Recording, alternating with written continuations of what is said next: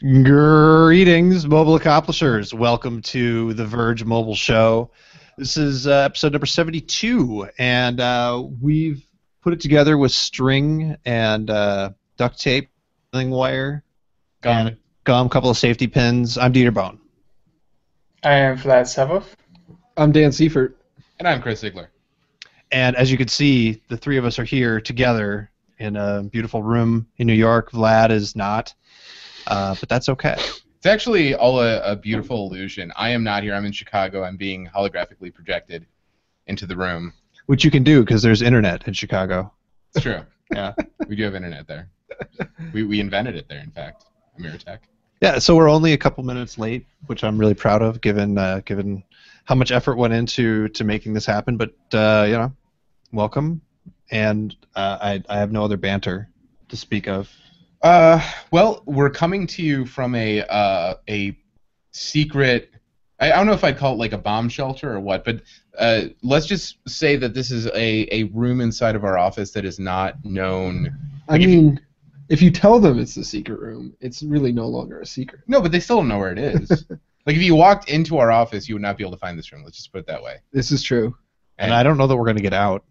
It's true. We're going to die in here. Another thing that's strange about this alone room together. is that there are literally Xbox Ones and PS4s piled. They're just like scattered side to side. Apparently Polygon used this room quite extensively for their reviews and testing. And Yes. Yeah, and after what we've done to it, they are never going to be able to use it. So actually, like, we've got news. Big mobile news just today, just a couple hours before the mobile show started. We've got new Google Play Edition devices. We've got a white Nexus 7. Which looks awesome, by the way. A white Google Play Edition LG tablet. What's it called? The LG The G-Pad. G-Pad 8.3. And it, like the G-Pad, it's just like kind of a big, ugly Nexus. I don't know what it is. No, we actually have I have the non-Google edition G-Pad back at my desk. It seems okay. It's sleek. It's metal. It's kind of like, it's not as nice of a build quality as you get an iPad Mini, but it's a lot nicer than a Nexus 7. Kind of sits in between, and it's got an 8.3-inch screen, so it's a little bit bigger than the Nexus 7. It's fairly lightweight, I guess, but the biggest problem with the G-Pad was the fact that it ran LG's god-awful software. So the fact that they are coming out with a Google edition is kind of exciting, if you ask me. And the price isn't bad. It's, I think, $350. Yeah. I wish there was an option for LTE though. If they had an LTE model for like $50 more, I'd be like way excited about that. So the question is, why would you buy this over a Nexus 7? Yeah, well, that's the problem. Like, because for the same price, you can get an LTE Nexus 7. And I think, honestly, not having used the Google Play Edition G-Pad, I think that you're better off spending the $350 on the LTE Nexus 7. Okay, LTE is so I'm on board with you, but if I'm going to get an LTE Nexus 7, I want a Verizon LTE Nexus 7, and God knows when that thing is actually going to be released, if ever. Yeah. Okay, no. This is completely unacceptable. You guys are complaining. Yeah. If you have seen It's my wait, hang on, Vlad. It's the Verge Mobile Show. Like, Listen, Vlad, there's going to be a whole lot more complaining coming up over the next hour or whatever, so... But it's I spent a half an hour like mock complaining about ViscoCam. I just enjoyed doing it. That's true. I just feel like I'm just looking at my calendar now, and it is actually December. Like, I went into my local mall recently, which is a terrifying experience for me. And I saw all the Christmassy stuff, and I was like, oh god, they've brought it out early again. And then I realized, well, actually it's December. I should stop complaining. It's kind of acceptable by this point for them to bring out Christmas trees and stuff. But to the point about US people complaining about any of these Google Play Edition devices, just don't. Stop. Because if you look at my Twitter feed, it is so depressing because everybody is like, not available in your country. This Google Play Edition device is not available in your country. So all of us European folks, UK folks, maybe it will get to us eventually, but the Google Play Edition G-Pad 8.3, nope. So have any of the Google Play Editions been available in the UK? Well, previous ones, I believe so, but like the brand new announcements, I went and checked, and it's just not available in your country, which just, annoys a lot of people because these are global brands, global news, global announcements. Everybody gets psyched up. Everybody's like, hey, it's Christmas, I'll go and buy myself something or whatever it's a new year for the atheists out there who want to celebrate some sort of novelty or excuse to buy themselves a new thing. Festivus. Yeah, the Festivus, and then it's just not available, which is sad. Well, I was talking to Dieter about this morning. There's this huge and really kind of frustrating and annoying arbitrage opportunity for Nexus 5s, and I think this was true for Nexus 4s before, where you buy them for $350 on the Google Play Store in the U.S. and then you sell them for $500 anywhere else, and it's just like a free $150.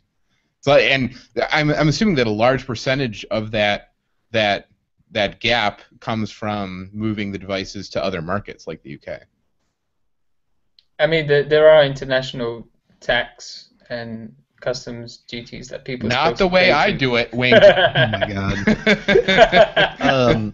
So there's also a third a second Google Play Edition device, the Xperia Z Ultra. Yeah, which is, if you don't recall, it's got a 6.4-inch screen. Not big enough for me. I like a bigger phone. I honestly don't know what a Google Play Edition of the Z Ultra brings to the table. That doesn't have Sony's skin. Plus, you get the worst camera interface ever.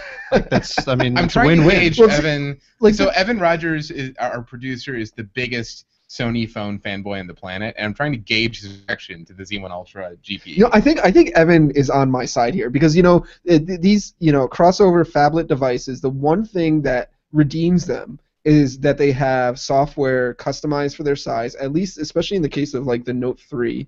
There's software that takes advantage of the bigger screen, it's got the stylus input, etc. And when you strip all of that away and have a Google Play Edition, you just have stock Android on a bigger screen.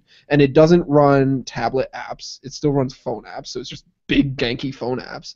It's not like having a Nexus 7 or a G-Pad or whatever. So I just don't exactly know what this brings to the table. I mean, what it brings to the table is, if you don't want an S4 and you don't want the camera on the HTC One and you don't want the camera on the Nexus 5, which we're going to talk about at length, you can get a Google Play, a pure Android experience. But the camera on the Ultra the camera on the Ultra is terrible. Really? Yeah, it is a crappy 8-megapixel one. It's not like the Z1, which is what it brings to the table then is clearing out stock from Sony's warehouses, I guess. And you can actually draw with a real pencil on the Z Ultra. It's not available in the UK, Vlad. It's a Z Ultra. Wait a second. Wait. Rewind. You can draw on it with a real graphite pencil. Yes. Yeah. What does that mean? Yes. Why would you do that? Well, I mean, it's what you have in your pocket. Boom, instant stylus. But won't you just end up? I'm confused. Won't you draw physically on the device if you do that? Probably. But the point is, Vlad is so bitter that these aren't coming to the UK. That everything's a one-word answer.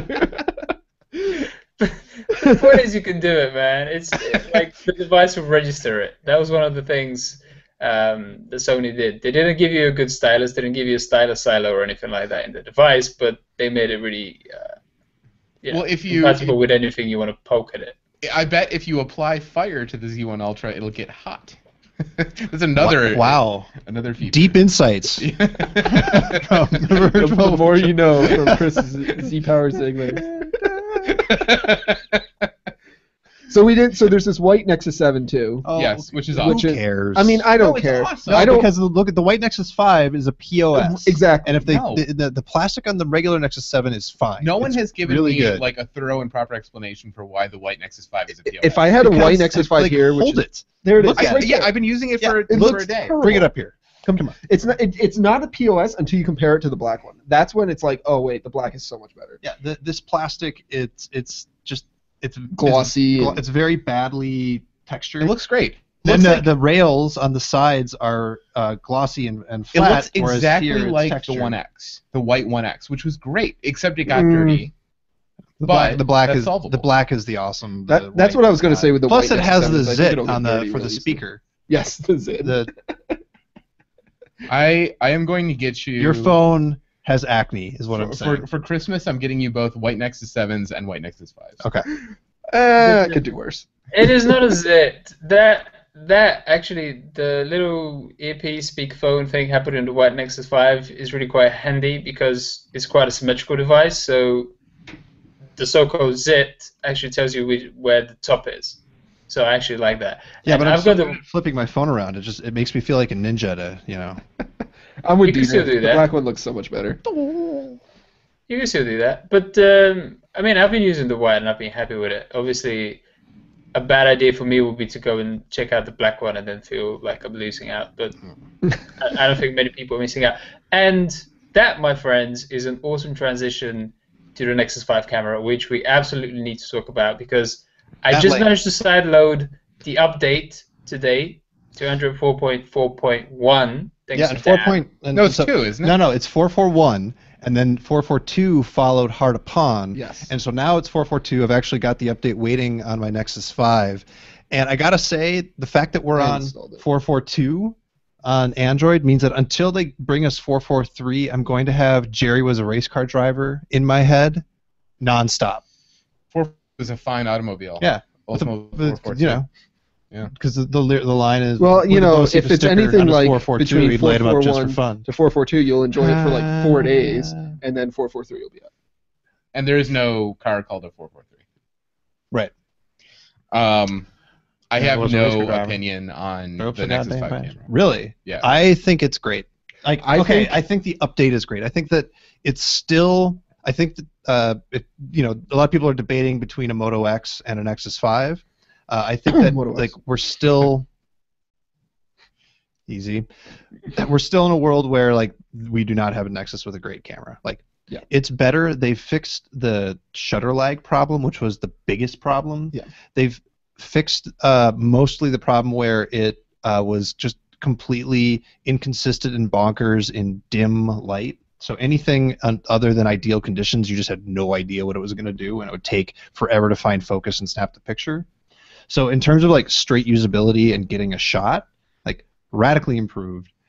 In terms of actual picture quality, it's I don't know. Honestly, I think it's kind of a wash. It's not that much better, but I prefer the Nexus 5 screen and the overall feel of the device to the Moto X enough that I am with our updated review. Go check out that this is the Android phone that I recommend to people who are looking for Android You phones. cannot beat the feel of the Moto X.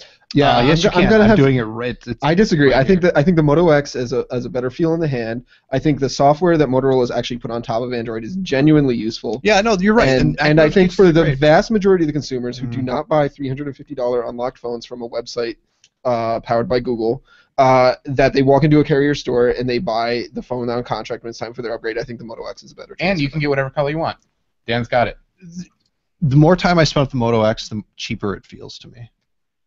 That's because It just you feels kind of plasticky. You are a trite man. I want to say Hang on, wait, back up. How much did your shoes cost?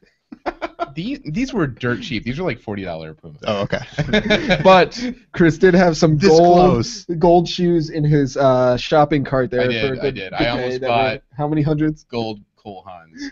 But I just want to say about the Nexus 5 camera, I fully agree that it's overall greatly improved from when it launched. It launches faster, which is huge. But I found a lot of times it would just miss focus and then go ahead and take a picture with, even after the update, in good lighting, I would be trying to take a picture of something that's sitting still, and it would focus, miss focus, take the picture, and it's just a blurry mess. And I've never had another smartphone camera do that as often, and just make me be I don't know if this is going to be in focus or not. Better take 15 shots. Isn't it funny that both the Moto X and the Nexus 5, which are the consensus best Android phones on the market right now, have required urgent camera updates? I think it's. I mean, I don't know if this is the same with the. I don't think I could say this for the Motorola, but it feels like with the Nexus 5 that it's just an example of a beta product that Google pushed to market, and they're we know this isn't great, we know this is broken, and I mean, if any of them tested the Nexus 5 as it launched, they would realize how bad the camera experience was, Yeah. and they were hinging so much on this is great for taking photos, this is great for capturing images. It was a really big pitch of the Nexus 5. Well, And then the if Nexus you- 5 takes really bad photos, and then they hurry out a software update update that corrects at least 50% of them. It's like, well, why didn't they wait 2 weeks and launch it with the better software? Dan, I have to disagree with you. They did test this because if you recall, the very first leaked pictures of the Nexus 5 were on the Google campus of people holding the phone up. No, that's faces. That's so taking yeah. pictures Obviously of the they Google tested it, but like the fact that they tested it, I mean, like unless they're just incompetent testers, these issues would have come up pretty quickly when testing, and they still pushed it to market. Regardless. Right, but I also and feel then you're like, just like you buy it, and then you're waiting for them to fix it. I also feel like these particular camera decisions fluctuate a lot, and ultimately somebody makes them very near the release, and that's what doesn't get tested. So they might have been testing the camera preset to a different standard, to a different shutter speed, whatever, and then just changed it right near the end. It just that's exactly what I think happened. None of them, or like no camera engineers at Google, or they didn't talk to any camera engineers that would have been like, what do people take pictures of with their smartphones? Oh, they take of their pets. That's a big assumption that there are camera engineers. Yeah, so maybe there aren't any, but they take pictures of their pets and they take pictures of their kids, and they're always running around indoors. You can't lock the shutter speed at 1/15 of a second. It's gonna any camera engineer is gonna be like, that's gonna result in a blurry picture every single time. So I want to get to what Chris mentioned, that the Moto X and the Nexus 5 both had dire camera updates that had to be issued right away.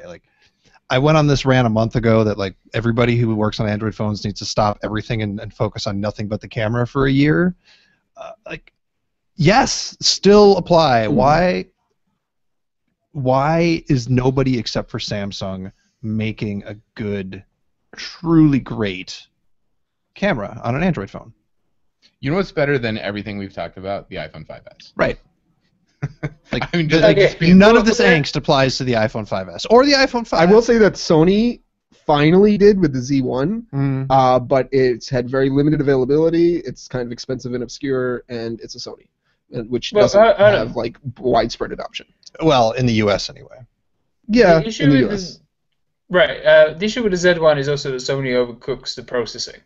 So they have a very good sensor, but then they also overdo it. So their decisions aren't universally to the good.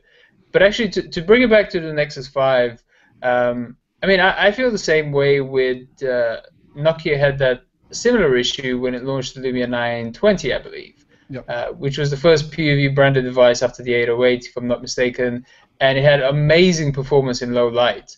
But also, Nokia went a bit too aggressive and slowed down the shutter speed because it had optical image stabilization, and it was like, we'll open up the shutter for longer, we'll take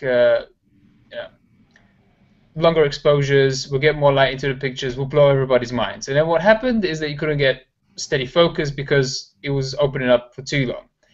And that's how I feel with the Nexus 5. I messed around with it today, and what I'm seeing is a heck of a lot of noise, much more so than before the update. So it seems like Google has cranked up the ISO a bit, but I'm also seeing a ton of the out of focus photos, whether it be because of motion or because of the camera fading to focus, just being fixed and actually focusing okay. Like Dan says, I don't think it's been fixed altogether, but what used to be a disaster doesn't stink anymore. Right. So I wonder if just testing camera and doing last minute tweaks, the people that you need to actually test and use the camera and verify that it is good and what you should be releasing to a mass consumer market are the people that know the least about how to describe what's wrong with the camera. The people that actually know how to use a camera are the people that maybe are unconsciously adjusting for the camera's limitations, and so they're like, oh yeah, it's this is what this camera is, and I know how to take pictures. They could send it to me, and I'll tell them. I'll try to take a picture of my toddler as she runs around the room, and it fails, and I'll be like, this doesn't work. Right. That's if smartphones are the most popular cameras in the world. People take more pictures with smartphones than any other device ever, and they take pictures of family and pets and things that move around, and it's and in bad lighting, or selfies in a bar, and it's these are not easy situations for any camera company to take good pictures in. Even the best cameras can have trouble, but a lot of it has to do with how they approach it and what they prioritize. So I'm installing 442 right now. The other thing is, when I've been comparing the iPhone cameras, what Apple does is what Google has just done with its update. So what Apple tends to prefer to do is pick up a lot of noise, but have the shutter speed right, so you're not out of focus. Because honestly, if you're out of focus with a photo, it doesn't matter if it's noise free. It doesn't matter if it has a lot of light in it. It's not a good photo. So what happens with the iPhone, when things get bad, you get a lot of noise in the picture, but that's kind of okay because nobody's really using them at 8 megapixels, and they look decent when they're shrunken down and they Instagrammed at like garbage resolution. And I think that's kind of the direction that Google has gone with the Nexus. But also, I think these guys know exactly how we use smartphone cameras, which to Dieter's point really gives them no excuse for why they're not fixing it. There was this advertising campaign with Ed Norton for Verizon, where he's having this misadventure for 48 hours. And one of the sequences in it, he's at a doctor and there's a key in his stomach, and he's like, I'm going to take a picture of it. And he does this flipping the phone around. It's Droid Max, it's a massive phone. But he does this flipping the phone around his hand like Dieter was just doing. I'm not as skilled to demonstrate that. But he just flips the phone around and he's like, snap. Took a really quick picture. Boom. And he's got that photo of the ultrasound of the key in his stomach. It's like, that's what people want. They want to whip out the phone, take the photo, not worry about it. I'd be like, was that quick enough? Did I focus? Did the camera focus? Do I want to take a redundant shot like Dan was saying? You just want to take one. But rewind for a second. We still need to acknowledge the fact that that gesture for taking a photo is stupid. And No, Motorola it's should be ashamed of it. Dude, It's the worst. I think once you nail it, yeah, you just turn the screw. It's just But Oh, no, I mean, in that case, it was just him showing off. He was like the guy flipping a coin on his knuckles or whatever. He was just showing off with the phone. Samsung years ago had one where you would like turn the screen on and then hold the camera up or hold the phone up and then rotate it horizontally, and it would supposedly launch the camera, and that was so much more ridiculous and cumbersome compared to just pulling it out of your pocket, going like this and taking a picture. By the way, You could do it in the same move. Boom. How about just a button, or even better, what the iPhone does, which is just slide up from the bottom of the lock screen. Boom. slide done. up from the bottom. Yeah, that's all you do. Isn't that bring up Command Center? No. Not if you do the lower right corner. Oh, from Yeah. the one corner. Yeah. Well, you can do that on Android. There's Which is why you don't need the gesture. Never. But you can do it from any app with the Moto X. Yeah. It never works for me anyway. I sit there going like this and nothing happens. They're just trolling you. It works for everybody but you. I need you guys to send me a Moto X. I've never had one for. Well, you guys have the G over there. Same thing. Yeah, but Looks the same. shut up. I got a funny story about my Moto X because I broke down and I bought one during that sale last week when Motorola finally got its sale right.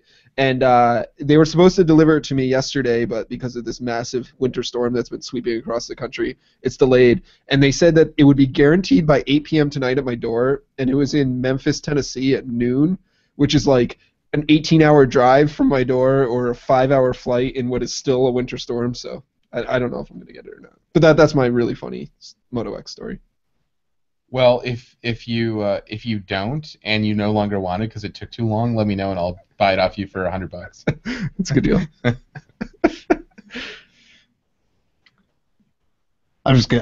People are just side chatting me like madmen. You held up a phone earlier, and I think we should talk about it. Yeah, sure. This is the LG Flex. G Flex. Oh. And LG is not a phone unless it's got a G in its name. LG G Flex. And it You guys is see that? I know I'm kind of far from the camera, but I think you can see banana phone. that banana phone going on here. I am jealous. Don't be. Listen, Vlad, we'll send you one of these. Yes, please. Give us the. Can we make it the rundown. self-heal live on the air? So the G Flex is one of their first phones on the market with a curved display. And it's got a 6-inch AMOLED display. It's 720p resolution. But this one has we said banana phone earlier, and that's really the easiest way to describe it. It's got a curve Somebody lengthwise. please explain this to me. Because this is a Korean model, and so it's got an antenna for Korean TV. This would not be in the U.S. version when it comes. No. I like to to think of this as being a cell, a cell antenna. an aerial. Yeah. But yeah, so it's got a curved display, and it actually is legitimately curved. It looks like, to me, it looks like the original Galaxy Nexus, just Yeah. like more so. Like the curve is bigger. more defined, and the curve is bigger. You can actually flex the device a couple of millimeters, and it will bounce back. But because of the other components in there, you can break it. You can go too far. And so the curved display is like it. LG says that it minimizes reflections, which actually does happen, and it aids in when you're watching video and things like that because you have fewer reflections. But otherwise, it really feels like a gimmick at this point, and it's not a great display. It's really big and not as high resolution as others. And then the other thing is the back of the phone, which Chris is desperately trying to break. I just want to get the battery out. Yeah, so... Oh, the flexible battery. Curved. Yeah, the battery inside is curved to match the curve here, which LG developed. But the back of the phone has this finish on it that's supposed to be like a self-healing thing, they call it. So everyone's been calling it the Wolverine phone. And it will recover from light scratches. So if your keys bang into it, if you scratch it while putting it down on a rough surface, it will heal pretty quickly. But we tested it with a pocket knife, I think, and I think we put some permanent damage in it. Well, Nice. Oh yeah, I can feel it. And no amount of time has recovered the scratch on that one. Actually, But, to that point, that self-repairing thing might be helpful because on my LG G2, I've managed to get a whole series of small scratches on the screen. What's stupid is like the camera lens is still exposed, so that's got to be like a hardened sapphire glass to prevent scratches. I guess it's all. But you only get that from I'm just not Vertu, sold on man. it. Hardened sapphire glass. You The get that from iPhone Vertu. has Nobody else sapphire. does it. No, the iPhone Okay. is sapphire. When are we going to get a curved Vertu? Yes, Okay. Vlad. When is the Well- curved Vertu coming? It's a very good question because I was just looking at. I had to do a witty tweet about the downfall of Nokia and how it was predicted by the Matrix when Neo drops his awesome Nokia banana phone. And I understand the device that Nokia released alongside the banana phone that was in the movie was like the first Series 40 device. Am I accurate there, Chris? I think that's too old to be Series 40. That would have been, I don't know, the predecessor. I don't think it was called Series 40 back then. Did you get the back off? No, I can't get it off. I mean, it was probably related, Vlad, but I don't think it was called Series 40 at that time. Fair enough, but that just got me thinking. If Vertu would actually do I don't think the one of back- those banana phones, I would just love it. I Yeah, don't care that it's Series 40. yeah, absolutely. Well, modern Series 40. I mean, like if you look at the very latest Series 40 Asha phones that Nokia You just sells, said modern Series 40. Yeah, it's like the ultimate oxymoron. no, like it's a very different thing than like. It's been so long since I've used a Series 40 phone that like what's in my mind's eye of what Series 40 is very different from what Nokia's actually selling, right? Like they're selling like a phone that looks and It's feels from like. what Nokia's selling, but not from what Vertu is selling. Those guys are using ancient stuff. No, isn't the latest signature a touchscreen with a keypad below it? No, Oh, I'm pretty sure it's not. I don't want a signature anymore. I was about to spend 10 G's on a signature, but now I'm not. Dude, the screen is so small, if you put your thumb on it to try and use it as a touchscreen, you'll cover the entire thing. By the way, I was telling people in the office yesterday, Vlad, that when I do get my Vertu, I'm going to have them custom make it out of human skin. wow. I think that's the plan, because you can get custom leathers on it, right? Just make sure that they put the lotion on before you. Yeah, put the lotion on first. God, LG's skin is so bad. Oh, LG Skin is the worst. If you have not used a skinned LG phone, you're in a world of hurt. How do I get to? Oh, that's how I get to multitask. Oh my God. It really does feel like so- a scaled-up Galaxy Nexus, though, in the hand. Yeah, that's exactly what it feels like. to me. Oh. So this is different than the what's the Samsung one called? I'm like totally blanking. the Galaxy Round. The Galaxy Round, Round, right? which Is the other one, Right, and that right. curves the other way. Right. So instead of a banana phone, I don't know what you'd call that, taco phone. And so Actually, that's exactly. Well, I don't know. I think that we can't. we can't because of the N-gauge. Yeah, we can't call anything the taco phone Um, unless it's the N-gauge. Right. But it's got a curve along that axis, which is the opposite of the LG's axis. And I haven't used the round yet, so I don't know if that's a better curve or not. No. I haven't used it either, and I can tell you that it's not. Well, it just doesn't match the face. Like, unless you never use it for calling.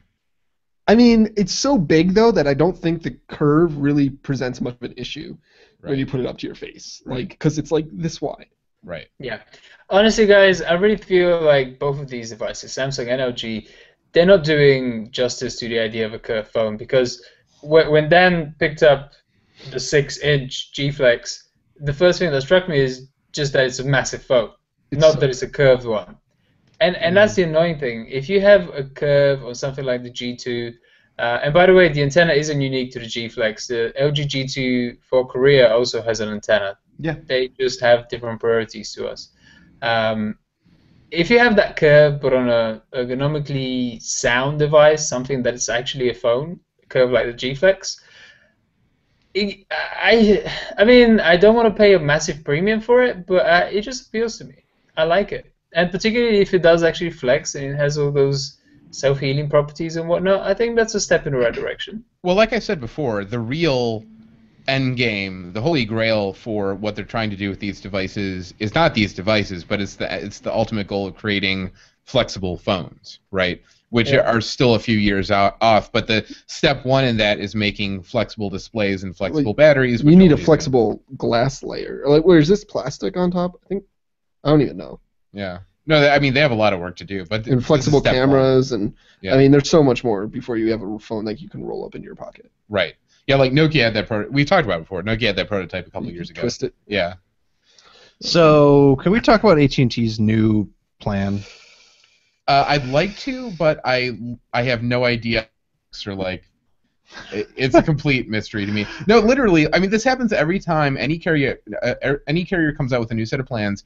Dieter, myself, and Dante Drazio, who wrote our post on this, get on the phone for a full 24 hours and try to figure out what is going on. Yeah, no, it's the worst. So, I mean, like, the short version that AT&T wants you to hear is they're finally not charging you the subsidy once you've paid off your 2-year contract on your... What? Did you hear what I said? Yes, you're right. You're right. This is the message that AT&T wants to hear. And in theory, that's great because, why should I be paying you an extra however many bucks a month if I'm not under contract? And I want that separated out. And I mean, I think you've got to give T-Mobile credit for like getting that idea more widespread acceptance and appeal in the U.S. And so, not digging too far into the details, just on like the face of it of, is AT&T doing the right thing by trying to separate out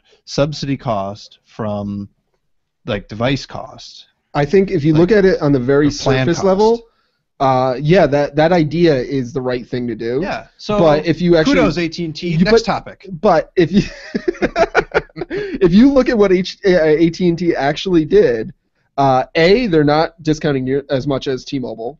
So T-Mobile gives you $20 off per phone, whereas AT&T gives you 15. Yep. And if you do the math on that, that's not the subsidy discount.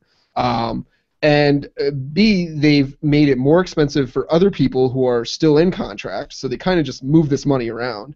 And then the other thing that's really stood out to me is that 80% of AT&T smartphones sold are iPhones. Right.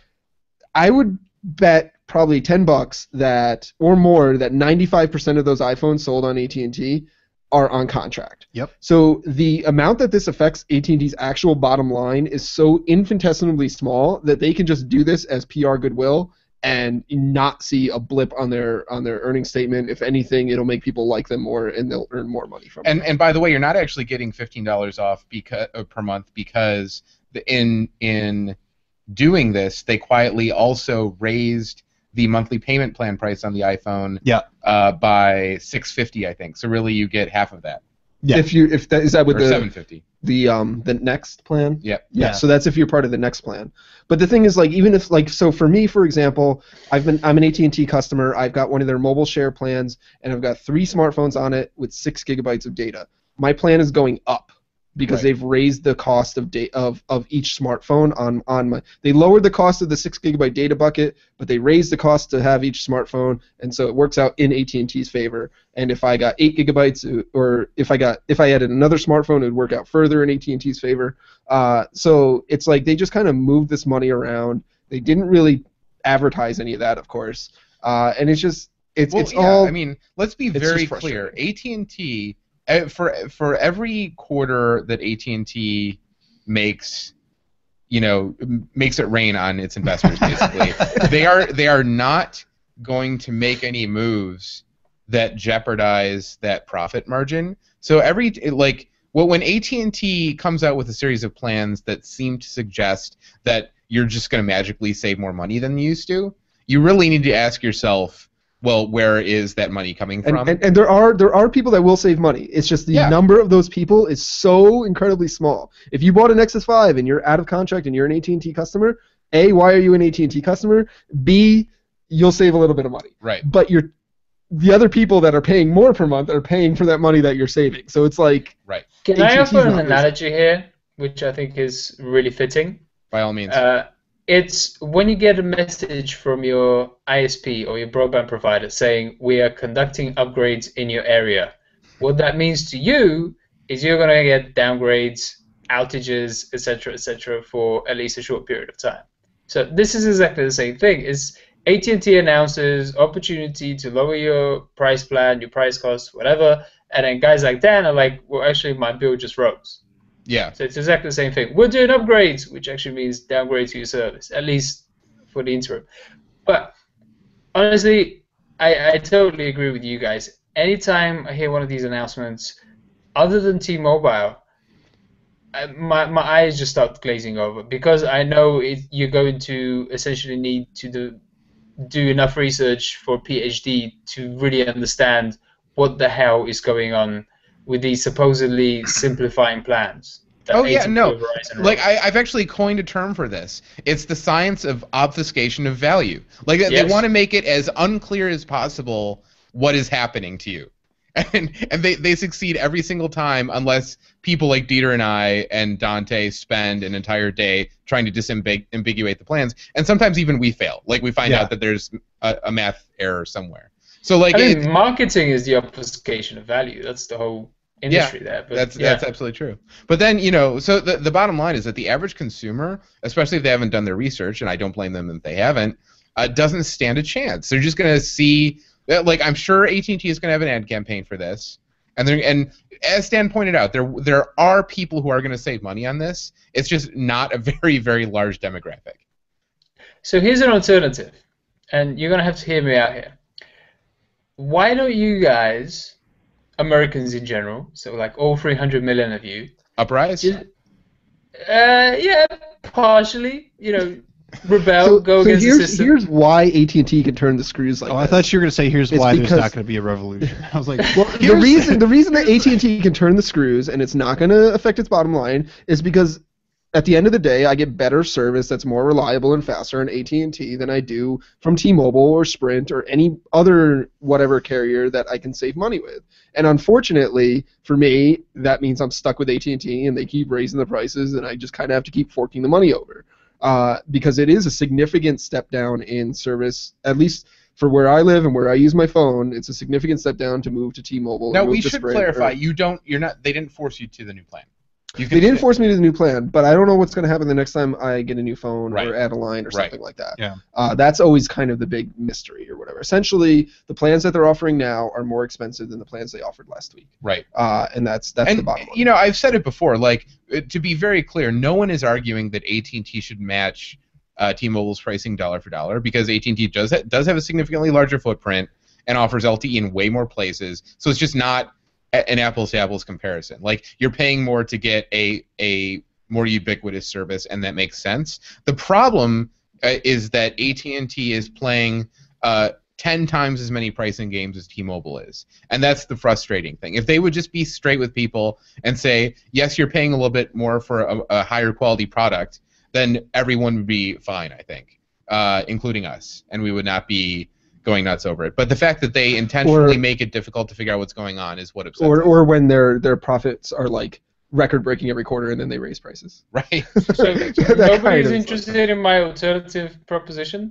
Oh, by all means. Yeah, let's hear it. Yeah. I said it's a rebellion. I didn't say it's a revolution. What you want to do is come over to the UK, get yourself a contract with Free. Right. Okay?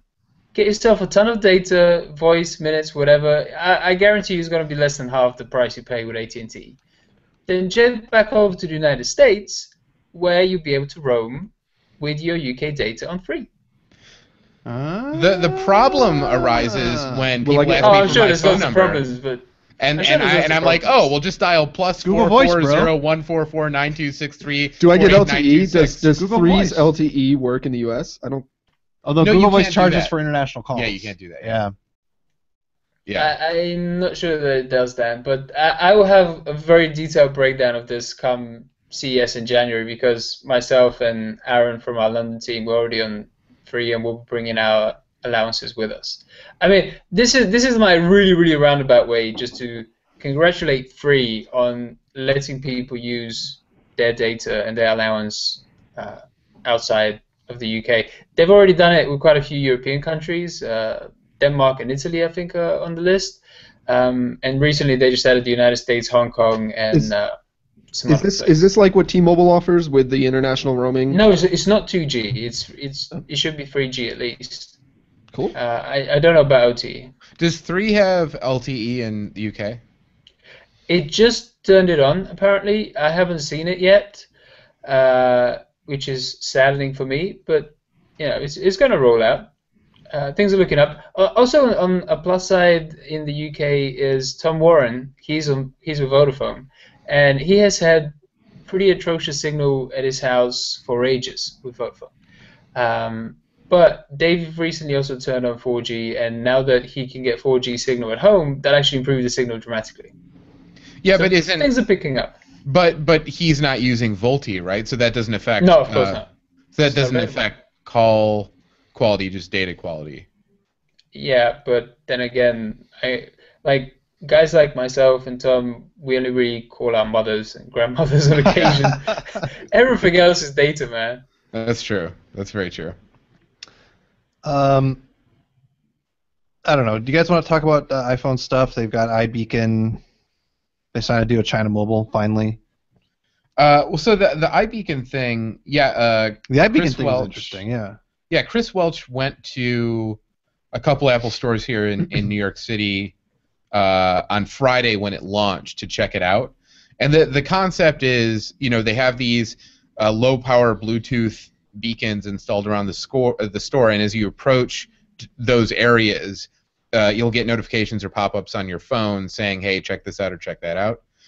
Which you can see, if you're at an unfamiliar store, especially a big store like Macy's where they're trialing this, it maybe makes. I mean, it's pretty awesome. You never actually have to talk to a human being. Right. If you can go into an Apple store, living the dream. You can go into an Apple store, walk around, get notified on your phone of what cool things are to look at, then you can pick the item up, pay for it with your phone, and walk out of the store without ever having to talk to somebody. I did that with my case for my 5S, and it definitely felt like shoplifting, even though I paid for it. Like, because nobody was available, and I wanted to talk to somebody to buy it, and finally I'm like, screw it, I'm just gonna pay for it with my phone. And I just walked out. I'm like, I considered running. You walk out, it's in your hand. You got no bag. Yeah. It's like I was like waiting for the security agent to tackle me, but nobody did. I mean, how do you think they track that? Like. They must have. They must be looking at the cameras to see if you're using the app. I don't know. It's the only way. I don't. Yeah. I mean, I don't know. But so anyway, iBeacon. Chris went to the Grand Central store first, which is a huge, sprawling, one-level store in Grand Central Station, and it didn't work. And he talked to the agents, and they were saying yes, it should be working. He couldn't get it to work. So then he went over to the Cube, the iconic Cube on Fifth Avenue, and he kind of got it working, I think. And he found one. Yes, yeah, and he found the actual unit, and it's this like metal box mounted underneath the shelf. But they can just put it wherever they want to like attract customers' attention, and so you can totally see how this would be valuable in a big store that you've never been in before. No, it's awesome. You're not into it? No. Yeah, but you're also not into commercialism, capitalism, spending money, materialism, buying things, items, objects. You're not into any of that, so of course you're not into IT. Wait. I was with you all along until you said items and objects. You don't like any of those things. Look, Vlad disagrees with the concept of physicality. Yeah, I mean, there's a distinction between not liking materialism and not liking the material world. It's a concept. Like, look, I'll just keep it very simple. It's like, I like the idea of a chair, but then I dislike the idea of like a golden ruby, encrusted throne. You would prefer prefer to handcraft the chair out of found materials. Yeah. Well, okay then. I would probably use the rinds of like winter squash to make it really rustic. I'm sorry, I had a thing. Would you wait until they were dry? Just squishy squash. No, but that's the point. Winter squash is really hard rind. That's why it's winter rather than summer. Squishy stuff is summer squash. Can you put marshmallow on the Would it actually have legs, or would it just be like a solid base, squash. like a plug, or? Well, that would depend. That would depend on the design and development process. I mean, I would have to iterate. Obviously, I can't tell you in advance. That would be just guessing. That would be foolish. This needs some. If you had to eat that much squash in order to like not only make a chair, but be able to design and iterate on your design of that chair over and over again. No, but you'd feed I gotta think that would play havoc with your digestive system. Yeah. No. But you'd feed the squash to your livestock, which you're gonna slaughter for protein. Good point, Chris. Yeah. I haven't figured some out. of it. Yeah. Some of it. I feel like if I have a squash, a cabbage patch, and a few chickens, that would be it. That and a broadband connection, and maybe and a broadband connection. And maybe LTE. I'm really like. Eat the chickens. You won't have a few chickens for very long. More than a few. I'll go more than a few. But they would go for the eggs primarily. Yeah. But they would be reproducing chickens. Like they would have smaller chickens. Yeah, I would have to have a cock as well. That would be mandatory. No. Yeah. It's the word. Bringing it back to shopping. No comment. Yes, back to shopping. iBeacon, please. Back to shopping. But somebody talk about iBeacon. It's tough to me. I think you had a chicken coop with I wish it was in you every would store. know when you walked in the Bluetooth thing when the egg goes through. You'd be like, hey. Yes, a Egg. Bluetooth low energy enabled egg. Yeah. No. As a person who hates going into retail stores to buy things, which I occasionally have to do despite Amazon existence, I think iBeacon is a great thing. Yeah. No, if they implement it properly. But let's stop talking about it as iBeacon as if Apple just invented it. I mean, these are Bluetooth. Yeah, this is just using Bluetooth, and Qualcomm has just announced pretty much the exact same thing with I don't know what they call them, gumball beacons or whatever it is. So they're essentially doing the same process. To me, what I don't like is all this kind of unnecessary technology that is coming into the retail process. I don't know. Like I said, I'm just not a fan. These aren't really things that you need, and I can see totally the benefit to Apple and anybody else who's using that technology because they can track the hell out of you. And there was a few months back some controversy about a US mall tracking people by their cell phone, tracking people's location without letting them know. And you start using iBeacons and whatnot. If they get popular enough, then everybody will know exactly which store you're going, which aisles you're shopping through, the fact that you might have an unhealthy obsession with vegetables, etc., etc. I mean, it's all this kind of circumstantial information that people can pick up about you. No, you're right, but I've said for a long time, and I understand many people won't agree with me on this. I want companies to track the hell out of me. Like I want to be targeted. I want to see only the ads for products that are going to appeal to me. I want to get coupons and special offers for companies that these marketers know that I'm going to shop at. Like I don't want to get ads that like are of no interest to me. Like please track the crap out of me. Chris, no matter what, no matter how much you get tracked, I'm still going to send you Dunkin' Donuts coupons, so you're still going to get coupons that you don't want. Damn it. But you know what else is kind of depressing to me about tracking and things like Google Now is the issue that most of the time I'm actually just at home. So looking at Google Now and its location tracking of me and just seeing this big growing dot where I keep staying and not moving instead of like a varied map with my varied life and whatnot. It's kind of depressing also. So that's just my issue. You're basically just saying that you're not an iBeacon fan. Not much of one, no. Okay. Can't say well, that I think that this kind of technology is here to stay. Shopkick, which I believe Macy's is partnering with for their iBeacon implementation. Shopkick has been doing a variation of this for a long time, but using audio. Sorry, those of you listening to the podcast edition, not watching the video, I just banged my microphone with my beer and then called out in the middle of it. It's not going to get edited in post because I've called it out here. I've interrupted you. Where are you going with this?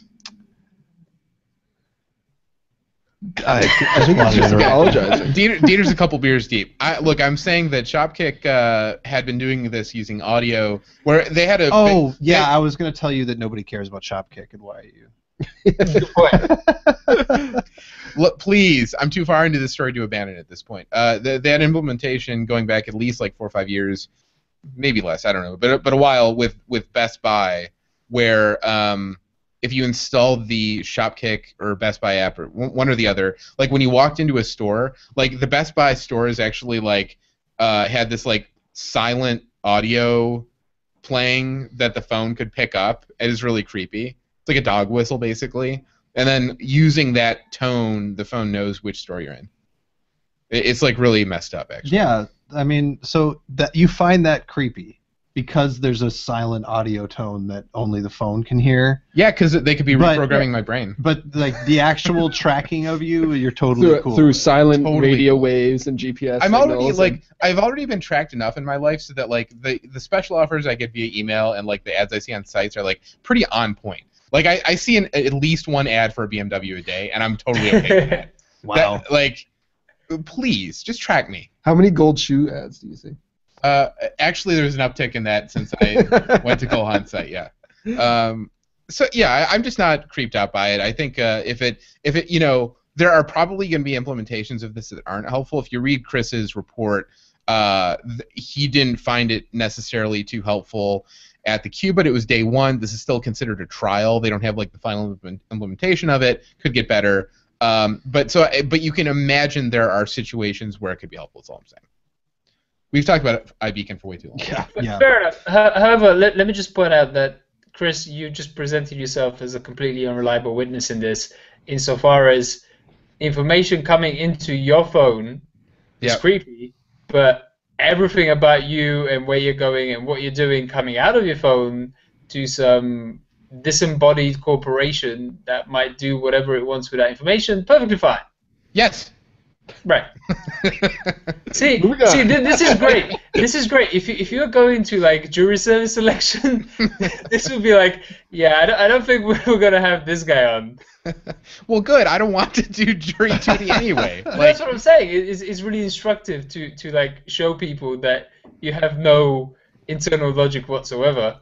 I have no logic. I have no sense of like what is right and what is wrong. I have none of that. So you're never going to install CyanogenMod because you don't want to deal with their by default encrypted text messaging to other CyanogenMod users because you want to be tracked. Transition alert. That was really good, right? So it wasn't bad. So I mean, it's funny. Dieter framed it as deal with it. I mean, there's nothing to deal with. I think this is actually like one of the best implementations. I mean, just to set this up, CyanogenMod announced that it's by default encrypted text messaging between CyanogenMod users is coming to its platform. So if it's using Open Whisper, I believe. Yes, I believe that's the name of it. And if somebody's using CyanogenMod and they send a text message to another CyanogenMod user, it's automatically encrypted and it's using really high level single-use encryption and stuff like that. So really great stuff. But the thing that makes it so good and smart is the fact that the user doesn't have to do anything to set it up. Yeah. They turn on their phone, they set up their phone like they normally would, and boom, all their texts between CyanogenMod are encrypted. The analogy for me is iMessage. Like overnight, Apple had like insane saturation with iMessage. This is going to be the same situation, but for Cyanogen users. Like you don't have to think about it; it's just there. Now, of course, if you're using Cyanogen to begin with, the odds of you like seeking this out are naturally higher anyway. Right. But it's still cool that this is going to be the default option. And it's like a first step in maybe something that more mainstream platforms could adopt in the future. Yeah. So it's cool, I guess. If you're worried about encrypted text messaging. Yeah, I guess actually speaking of messaging, like, did you guys see Ellis's report on this this startup called Layer? Yes.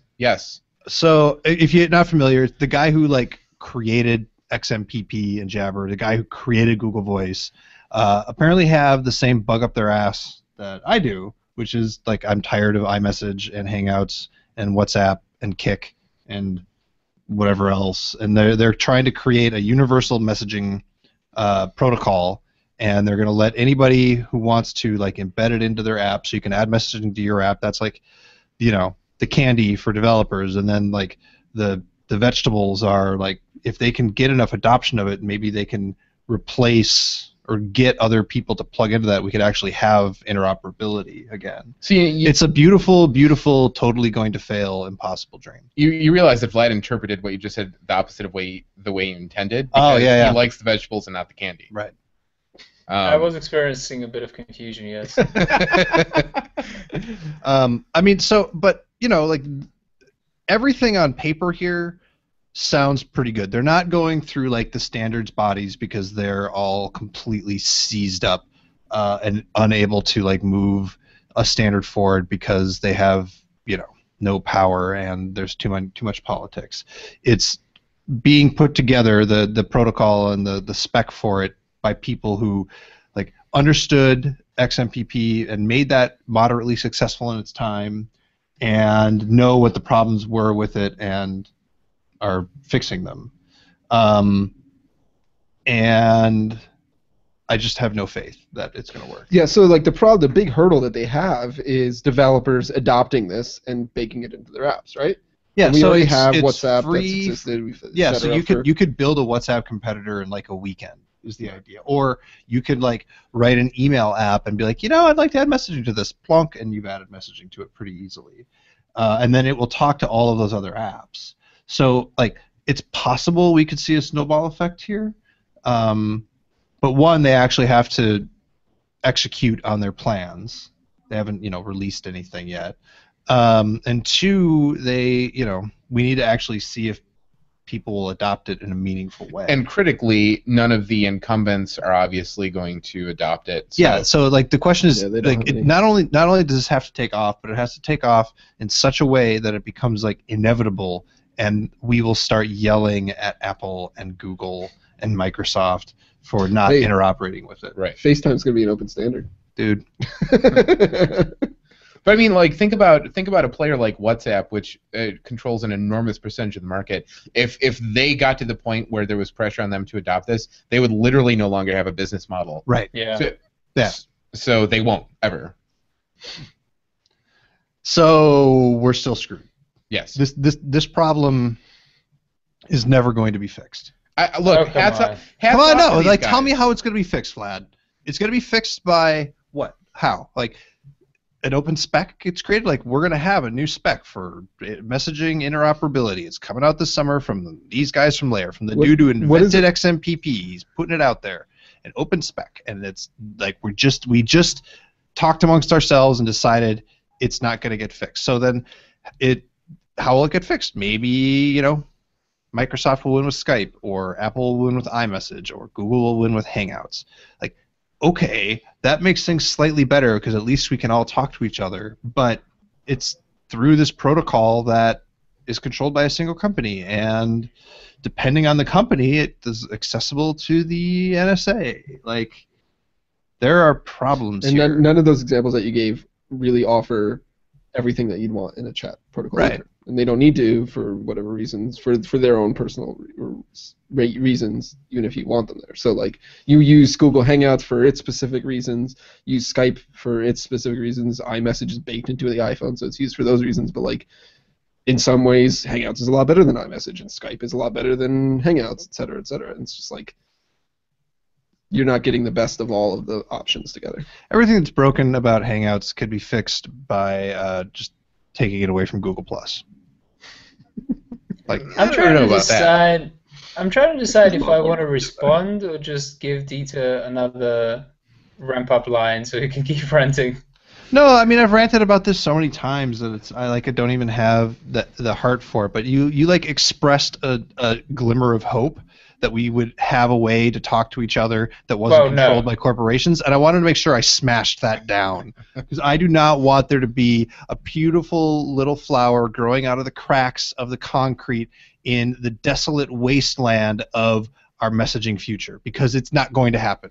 Really, the only one that we have right now that even comes close to that is email, which is like so depressing. No, email's great. You know, to be fair, man, it was the '70s. We knew how to build things. Yeah, it's true. What I expressed was like the hint of a glimmer of a distant shimmer of a hope in somebody's twinkling eye. Yeah, that's. I wanted to burn that to the ground. But here's the point. I feel like this is an issue which we can solve on a individual basis. So, you and your friends, your actual friends, can just decide you like using Hangouts, use Hangouts. Coordinate a little bit, do a little bit of actual social. Engineering is kind of a terrible word. It has bad associations, but yeah, engineer your social circle. Do that. Yeah, well, the problem is while you're going out to engineer your social circle to get everybody to standardize on Hangouts, somebody else is doing that for iMessage, and WhatsApp is spending money to promote WhatsApp, and I don't know, man.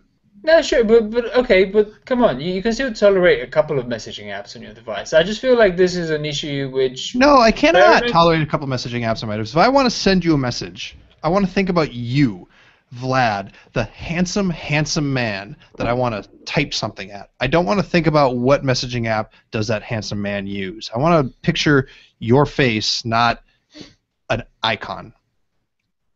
Because it's a pretty face. Well, my face is an icon.